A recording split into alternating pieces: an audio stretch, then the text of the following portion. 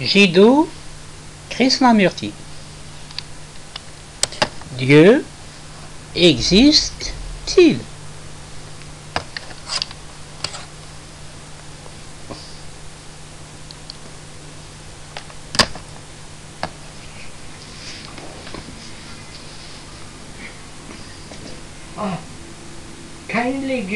Sixième question. Veuillez donner une réponse directe. Dieu existe-t-il ou non? Oui ou non? Si oui, comment le réaliser au mieux dans cette vie? C'est une belle question, n'est-ce pas? Veuillez donner une réponse directe. Dieu existe-t-il ou non? Si oui, comment le réaliser au mieux dans cette vie?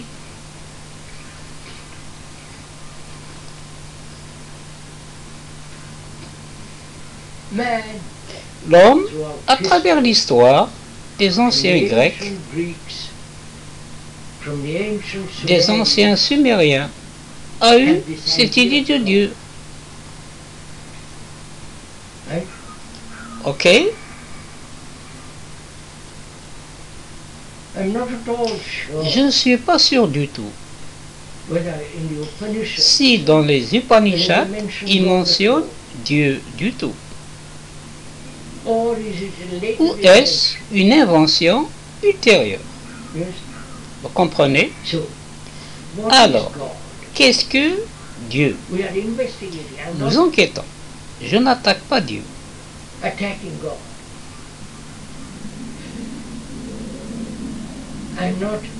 Je ne nie pas Dieu. Mais nous cherchons à savoir s'il existe une chose telle que Dieu. Qui a inventé Dieu? Dieu nous a-t-il inventé? Est-ce que Dieu nous a créés? Dieu qui est tout-puissant, omniscient, éternel, miséricordieux, juste, toute de bonté. Ok? C'est votre conception de Dieu. Et si vous dites qu'il nous a créés, alors nous faisons partie de son image. Nous faisons partie de lui. Autrement dit, nous sommes omniscients, généreux, aimants. Ok?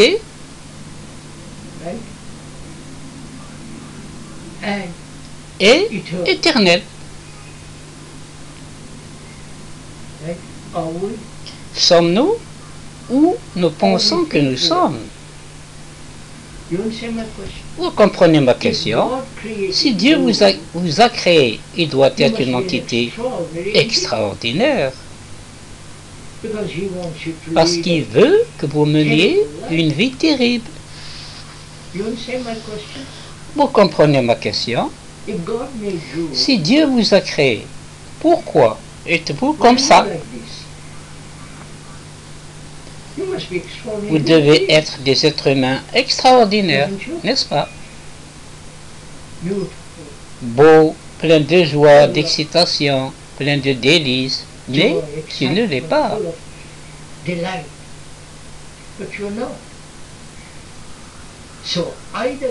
Donc, soit vous avez créé Dieu, soit Dieu vous a créé. Mais si vous examinez de très près, vous avez créé Dieu. Ok? En Inde, il y a environ, on m'a dit qu'il y avait environ 300 000 dieux et plus. Chaque personne locale a son propre Dieu. Ainsi, messieurs, nous avons créé Dieu. Voyez l'ironie de cela. La pensée a créé Dieu. Et alors la pensée adore l'image que la pensée a créée. C'est-à-dire se vénérer soi-même et l'appeler Dieu. Vous comprenez tout cela? La meilleure partie de vous est Dieu. Ok? Je me demande si vous comprenez cela. Tout d'abord, soyons clairs. Avez-vous créé Dieu? Les dieux locaux au coin de la rue, ou le dieu local à Rome, ou à Tirupati, ou ailleurs.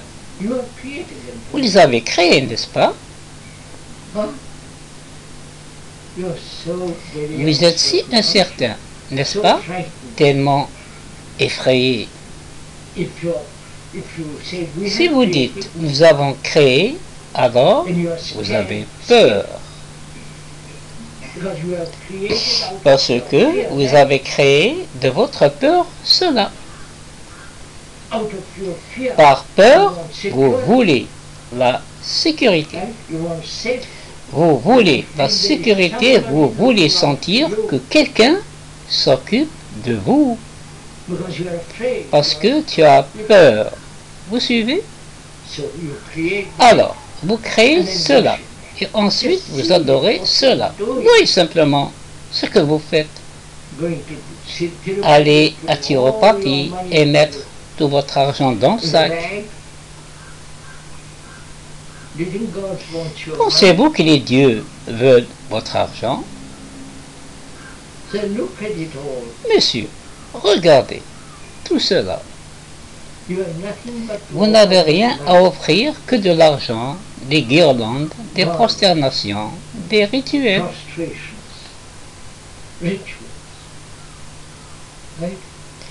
Ok, vous n'avez rien d'autre à offrir.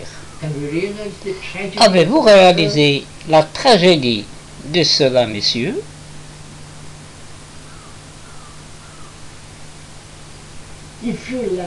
Si tu aimes, pas Dieu, c'est très facile d'aimer Dieu. Parce que c'est une abstraction, cela n'a pas beaucoup de sens. Mais si vous avez aimé, cet amour même est Dieu, cet amour même est sacré. Vous n'irez pas dehors pour chercher Dieu. Vous comprenez tout cela, messieurs? Et le questionneur veut savoir si je crois en Dieu.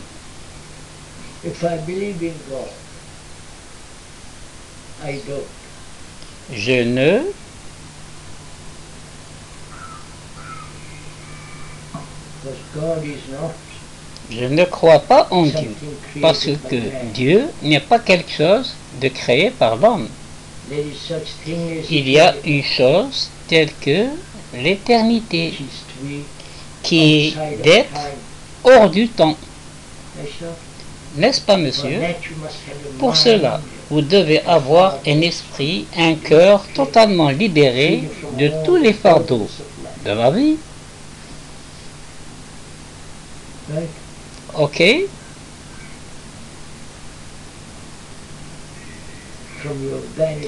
De ta vanité, de ton arrogance, de ton égoïsme. Vous suivez, monsieur? Et nous disons, nous n'en sommes pas capables. Dites-nous quoi faire. Vous êtes de retour dans le cycle, quelqu'un pour vous dire quoi faire.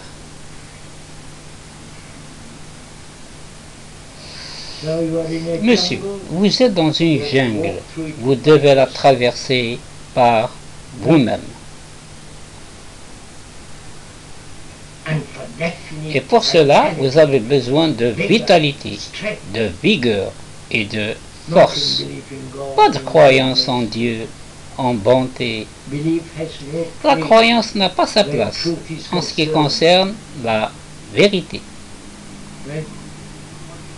Alors, qu'est-ce que c'est que Atman, monsieur? Atman, dont nous avons entendu même, en est besoin dans le passé. Atman. Qui est-ce? Dit Krishnamurti. La conscience en chacun de nous. Qui est Atman? La conscience en chacun de nous. La conscience est-elle Atman? Ce qu'ils appellent une âme. Soul, quelle âme? La semelle d'une chaussure ou l'âme? Je ne sais pas de quoi tu parles. Atman. Enfin, vous êtes tous excités. Parce que votre croyance est attaquée. Vous ne relevez pas le défi, mais vous y résistez. Tu penses qu'il y a quelque chose en toi qui est permanent, qui est la lumière de Dieu, qui est son nom, etc., etc. Appelez-le Atman, âme, lumière, comme vous voudrez l'appeler, qu'il y a en toi, dans ta conscience, dans ton cerveau, dans ton esprit, quelque chose qui n'est pas mondain, qui n'est pas de la pensée. Ok? Vous croyez cela, n'est-ce pas? Oui, monsieur. Non, je n'y crois pas. Pourquoi? Une telle chose n'existe pas. Comment le savez-vous?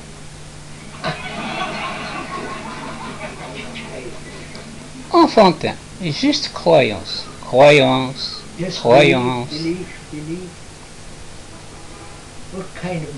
Quel genre de cerveau avez-vous, messieurs? Tu ne veux pas savoir? Ne veux-tu pas enquêter sur la vérité sur cette affaire? S'il y a une âme, Atman, comme vous voulez l'appeler, crois juste si vous croyez. Quelle valeur cela a-t-il? Supposons que je crois avoir Atman, ou quoi que ce soit. Super Atman, je l'appellerai. Je crois en cela. Quelle valeur cela a-t-il dans ma vie quotidienne? Quel rôle joue-t-il? Je suis misérable, je suis confus, je suis seul, anxieux, à l'agonie. À quoi ça sert d'avoir une croyance en Atman? Si je suis complètement libre de tout cela, alors je le découvrirai. Mais supposez que je le suis, cela devient si enfantin pour l'amour de Dieu. Et nous sommes tous des adultes, des emplois, des enfants, des épouses.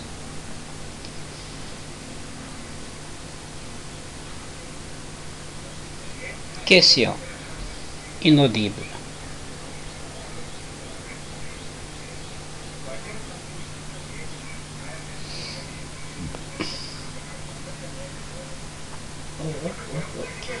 Quoi, monsieur? Je ne comprends pas ce que vous dites, dit Krishnamurti.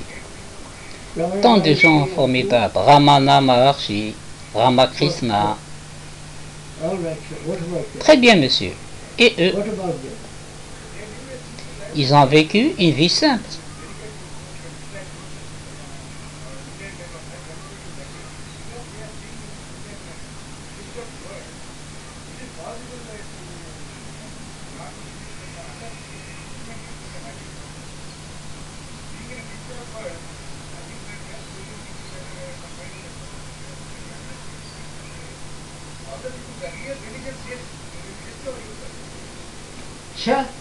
Monsieur, voudriez-vous oublier tous ces gens, y compris Ramana Maharshi, quel que soit l'autre monsieur? Les oublierez-vous? Quelle valeur a leur vie pour vous? Vous avez votre vie à vivre, pas leur vie. Dieu, quel genre? Et quand les gens disent qu'ils ont atteint tout ce qu'ils ont atteint, Comment le savez-vous? Vous avez également dit qu'il y a une éternité. Ah, je l'ai dit, monsieur. Ne croyez pas.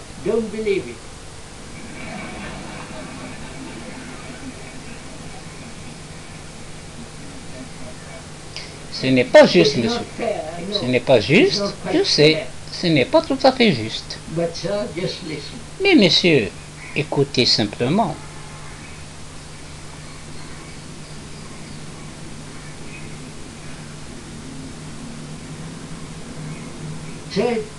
Monsieur, la vérité est quelque chose que vous ne pouvez pas expérimenter.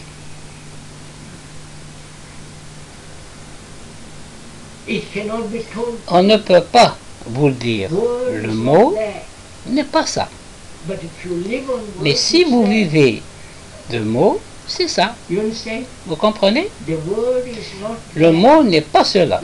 Comme le mot arbre n'est pas l'arbre. Je peux décrire l'éternité, blablabla, mais le mot n'est pas ça. Mais nous sommes satisfaits du mot. N'est-ce pas, monsieur? Tu aimes avec ton cœur, avec ton esprit, avec tout ce que tu as. Tu aimes quelqu'un.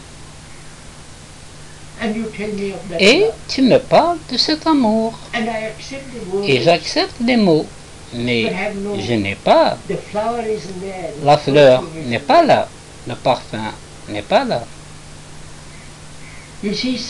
Vous voyez, messieurs, vous avez des dirigeants.